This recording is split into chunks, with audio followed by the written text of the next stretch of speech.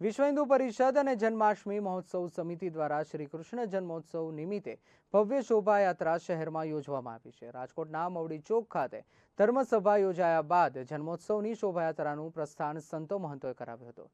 જન્માષ્ટમીની શોભાયાત્રા મવડી ચોકથી નીકળી રાજમાર્ગો ઉપર પસાર થશે ત્યારે શ્રી કૃષ્ણ જન્મોત્સવથી લઈને ઓપરેશન સિંદૂરને લઈને વિવિધ પ્લોટ્સ તૈયાર કરવામાં આવ્યા છે।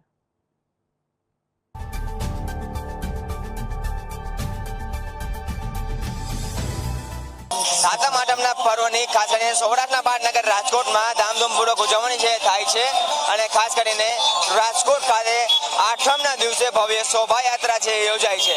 ખાસ બજરંગ દળ વિશ્વ હિન્દુ પરિષદ અને લોકમેળા સમિતિ આયોજિત આજે રથયાત્રા છે તેનું આયોજન કરવામાં આવે છે અને ખાસ કરીને રથયાત્રા રાજકોટના મોવડી ખાતેથી નીકળી છે અને હાલ 150 ફૂટ રિંગ રોડ ઉપર પહોંચી છે। આગેવાનો આપણી સાથે છે સીધી સાથે વાત કરીએ। શું કહેશો, રથયાત્રા નીકળી છે, મોટી સંખ્યામાં લોકો જોડાયા છે અને અલગ ફ્લોટ પણ રાખવામાં આવ્યા છે। જય દ્વારકાધીશ।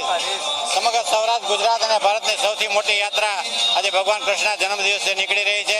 છેલ્લા 40 વર્ષથી વિશ્વ હિન્દુ પરિષદ દ્વારા આ યાત્રા કાઢવામાં આવી રહી છે। સૌથી લાંબી 22 કિલોમીટરની આ યાત્રામાં અંદાજિત 12 થી 15 લાખ લોકો જોડાય છે અને દર્શન કરીને ધન્યતા અનુભવે છે।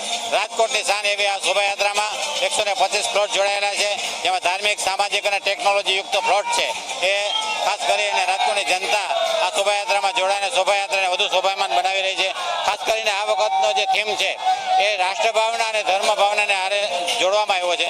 ભગવાન કૃષ્ણ અને ઓપરેશન સિંદૂરની આ યાત્રામાં જે મુખ્ય પ્લોટ છે એમાં વણી લેવામાં આવ્યું છે અને લોકોમાં વધુ ધાર્મિકતા અને જાગૃત આવે એવી આ પ્રયત્ન કરવામાં આવ્યો છે। ખાસ કરીને લોકોમાં વધુ ધાર્મિકતા આવે તે માટેનો પ્રયાસ છે તે કરવામાં આવ્યો છે અને આ ખાસ કરીને શોભાયાત્રાના આ રૂટ જે અમે આપણે દેખાઈ રહ્યા છે કે ખાસ કરીને લોકો પહેલા ચાલી રહ્યા છે અને ત્યારબાદ કહી શકાય કે આ બાઇક સવારો છે તે આ યાત્રાની અંદર જોવા મળી રહ્યા છે। મોટી સંખ્યામાં કહી શકાય કે લોકો છે તે આ યાત્રાની અંદર જોડાયા છે અને ખાસ કરીને કહી શકાય કે આ વખતે જે થીમ છે તે કહી શકાય કે રાષ્ટ્રભાવના અને સાથોસાથ કહી શકાય કે ધર્મ ભાવના જાગે તે પ્રકારની થીમ છે તૈયાર કરવામાં આવી છે। ખાસ કરીને 125 જેટલા અલગ અલગ ફ્લોટ છે તે તૈયાર કરવામાં આવ્યા છે અને તેની અંદર કહી શકાય કે અલગ અલગ ટેકનોલોજી તેમજ રાષ્ટ્રીય ભાવના ઉજાગર થાય અને લોકોને ધર્મ પ્રત્યેનો સંદેશ છે જાય તે માટે ખાસ કરીને વિશ્વ હિન્દુ પરિષદ દ્વારા આ છેલ્લા લગભગ 40 વર્ષથી આ રથયાત્રાનું આયોજન છે તે કરવામાં આવે છે અને ખાસ કરીને આ બાઇક સવારો છે, બાઇક સવારો અને પૂર્ણ થયા બાદ એક બાદ એક ફ્લોટની જે શરૂઆત થશે અને ફ્લોટ છે તે પણ અમે આપને દેખાડીશું અને તેની અંદર જે થીમ રાખવામાં આવી છે તે થીમ પણ અમે આપને દેખાડવા માટેનો પ્રયાસ કરીશું। હાલ અત્યારે જે વાહન ચાલકો છે એક બાદ એક નીકળી ગયા છે અને ખાસ કરીને જે 2 વ્હીલ ચાલકો છે ત્યારબાદ અલગ અલગ જે ફ્લોટ છે તેની શરૂઆત થશે અને ક્યાંક ને ક્યાંક કહેવાય કે આ યાત્રાના દર્શન કરવા માટે મોટી સંખ્યામાં શહેરીજનો છે તે અહીં ઉમટી પડ્યા છે અને તેમના દ્વારા આ રથયાત્રાના દર્શન છે તે કરવામાં આવી રહ્યા છે। રાજકોટ શહેરના મવડી વિસ્તારથી આ યાત્રાની શરૂઆત થઈ છે।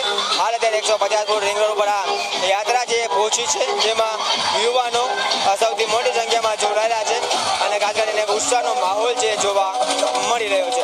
અલગ અલગ જે ફ્લોટ છે તેના પણ અમે આપણે દર્શન કરાવીશું અને ખાસ કરીને આજે દ્રશ્યો છે કે યુવાનો છે એ નાચી રહ્યા છે અને કૃષ્ણ જન્મોત્સવની ઉજવણી છે તે કરતા નજરે પડી રહ્યા છે। અલગ અલગ ફ્લોટની શરૂઆત છે તે થવા જઈ રહી છે।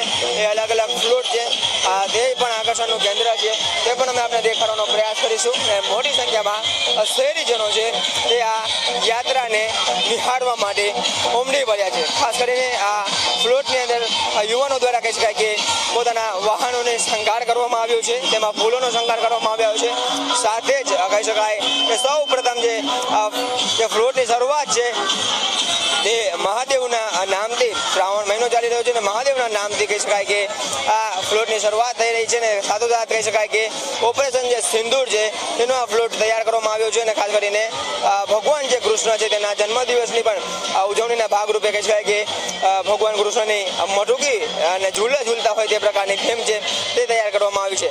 એટલે અલગ અલગ જે ફ્લોટ છે તે આ યાત્રાની અંદર આકર્ષણનું કેન્દ્ર બન્યા છે। વિશ્વ હિન્દુ પરિષદ અને બજરંગ દળ દ્વારા આ 40 વર્ષથી જન્માષ્ટમી મહોત્સવ નિમિત્તે આઠમના દિવસે આ શોભાયાત્રા છે તે યોજવામાં આવશે। ત્યારબાદ આ જે બીજો ફ્લોટ છે તેમાં મા ભારતીની જે પ્રતિકૃતિ છે તે મૂકવામાં આવી છે અને અલગ અલગ જે ફ્લોટ છે તે અલગ અલગ કહી શકાય કે રાજકોટ શહેરના જે મિત્ર મંડળ છે તેમના દ્વારા તૈયાર કરવામાં આવ્યું છે। ખાસ કરીને આ રોકડિયા મિત્ર મંડળ ગ્રુપ છે કે જેમના દ્વારા કહી શકાય કે ભારત માતાની થીમ આધારિત તૈયાર છે તે કરવામાં આવ્યું છે અને હાલ અત્યારે કહી શકાય કે એક બાદ એક ફ્લોર છે તે આગળ વધી રહ્યા છે। ખાસ કરીને અલગ અલગ જે ફ્લોટ જેમ આપણે દેખાડી રહ્યા, ખાસ કરીને રાજકોટ શહેર પોલીસનો પણ કહી શકાય કે જે એક ફ્લોટ છે તેમાં રાખવામાં આવ્યો છે. લોકો સાયબર ફ્રોડનો ભોગ બનતા હોય છે ત્યારે તેનાથી સાવચેત થાય, તેનાથી જાગૃત થાય તે માટે પણ આ ફ્લોટ છે તે રાખવામાં આવ્યો છે.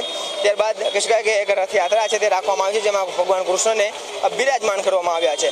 ત્યારબાદ સાર્થક ગ્રુપ, યુવા ગ્રુપ છે, તેમના દ્વારા એક ફ્લોટ છે તે તૈયાર કરવામાં આવ્યો છે અને તેની અંદર કહી શકાય કે અલગ અલગ જે થીમ છે તે રાખવામાં આવી છે, ભારત માતાની થીમ રાખવામાં આવી છે અને ખાસ કરીને તેની અંદર પણ કહી શકાય કે એક મેસેજ જાય, લોકોને સંદેશ જાય તે માટેની આ જે થીમ છે તે તૈયાર કરવામાં આવી છે અને ભારત માતા કી જયના નાદ સાથે આ યાત્રાની અંદર કહી શકાય કે લોકો છે એ જોવા મળી રહ્યા છે.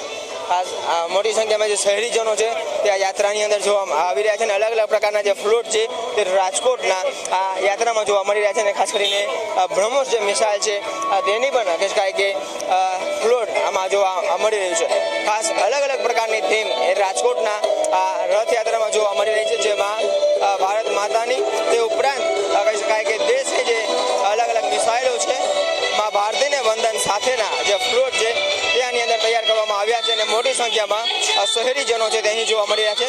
ત્યારબાદ ભગવાન કૃષ્ણના રથ સમાન કહી શકાય કે એક ફ્લોટ છે તે રાખવામાં આવ્યું છે અને તેમાં પણ ઓપરેશન સિંદૂરની જે થીમ છે તેને સાથે લઈ લેવામાં આવી છે. એટલે દેશભક્તિ અને સાથોસાથ કહી શકાય કે ધર્મ ભક્તિનો એક સંદેશ છે તે લોકો સુધી પહોંચે તે માટેની અલગ અલગ થીમ એ રાજકોટની આ રથયાત્રામાં જોવા મળી રહી છે. ખાસ મોટી સંખ્યામાં લોકો પણ આ રથયાત્રાની અંદર જોડાયા છે. આ બજરંગદળ રાજકોટ મહાનગરપાલિકા દ્વારા ખાસ ભગવાન કૃષ્ણની જે મૂર્તિ છે તે રાખવામાં આવી છે અને આ લોકો છે એ નીકળી રહ્યા છે, એકબીજા લોકોને પ્રસાદનું પણ વિતરણ છે તે કરી રહ્યા છે. ખાસ દ્રશ્યો જેમાં આપણે દેખાડી રહ્યા છે કે અલગ અલગ જે ફૂલો છે તે રાજકોટ શહેરના 150 ફૂટ રિંગ રોડ ઉપરથી પસાર થઈ રહી છે.